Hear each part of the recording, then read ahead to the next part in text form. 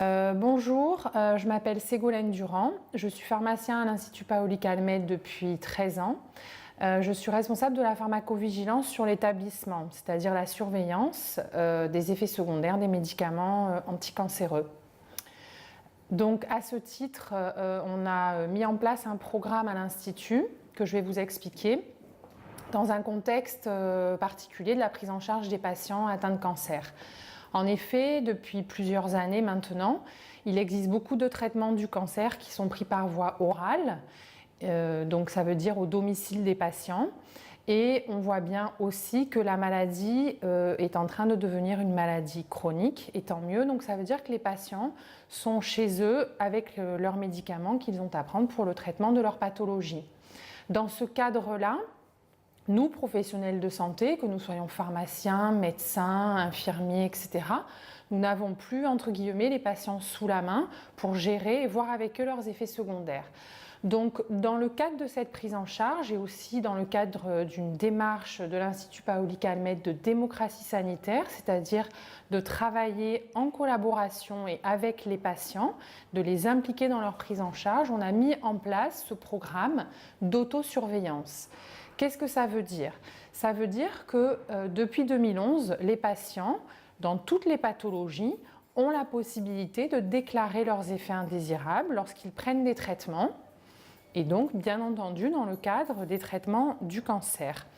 Comment ça se passe? Les patients ont donc des consultations avec leur médecin où bien entendu ils parlent de leurs effets secondaires et les médecins gèrent avec eux ces problématiques-là.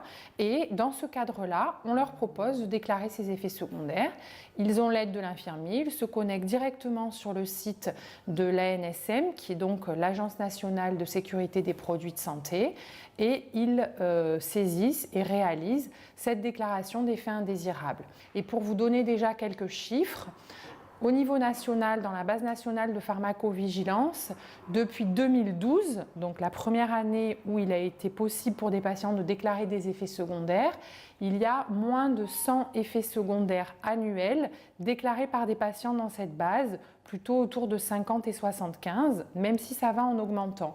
Nous, à l'Institut, depuis 1 an que nous avons mis en place ce programme, nous sommes à une centaine de déclarations qui ont été effectuées par des patients avec des traitements du cancer.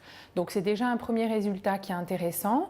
Les patients sont satisfaits aussi de pouvoir être impliqués dans leur traitement, et surtout, je pense, ce qui est très important, c'est de permettre d'avoir des données qui sont collégiées dans des bases de données nationales et qui donc ont un intérêt bien entendu collectif par rapport à une éventuelle problématique sur un effet secondaire.